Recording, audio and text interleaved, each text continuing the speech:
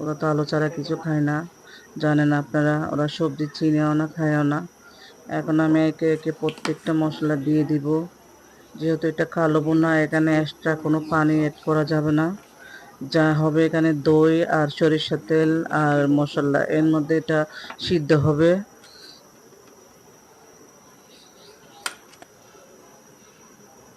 আমি সব মশলা একে একে দিয়ে দিচ্ছি। সরিষার তেলটাও দিয়ে দিচ্ছি, পরিমাণে একটু বেশি দিতে হয়, কারণ কালো ভুনাটা কিন্তু সিদ্ধ হবে সরিষার তেলের ভিতরেই, কারণ অন্য কিছু দেওয়া যাবে না এখানে। দই আর সরিষার তেল। এখন আমি প্রত্যেকটা মশলা পরিমাণ মতো দিয়ে দিচ্ছি।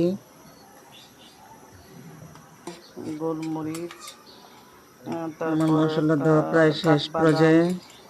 1 চা চামচ। যেহেতু এটা কালো ভুনা, আমি বেশি দেবো না, বেশি দিলে আবার তিতা গুঁড়া মাখতে হবে। মশলাগুলো করছিলাম, এগুলার থেকে হ্যাঁ, কিছুটা দিয়ে দিচ্ছি, পরিমাণ মতো দিয়ে কারণ এটা দিচ্ছি। দিতেই হবে। এটা হচ্ছে দই আর পেঁয়াজ বেরেস্তা। যেহেতু কালো ভুনা, এখানে কোনো এখন পানি দেওয়া যাবে না। পেঁয়াজ বেরেস্তা, দই, পানি দিলে এটা আবার ওটা দিয়ে দিচ্ছি। এগুলো দিয়ে হবে।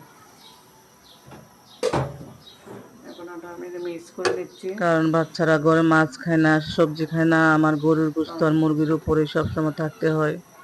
এই দুইটাই সবসময় আমার ঘরে রান্না ঠান্ডা হয়। এখন ম্যারিনেট করে নিব। মাথায় কিচ্ছু ঢুকতেছে না, গরমে ঠান্ডা রাখে রসুন দিয়ে ধরি আর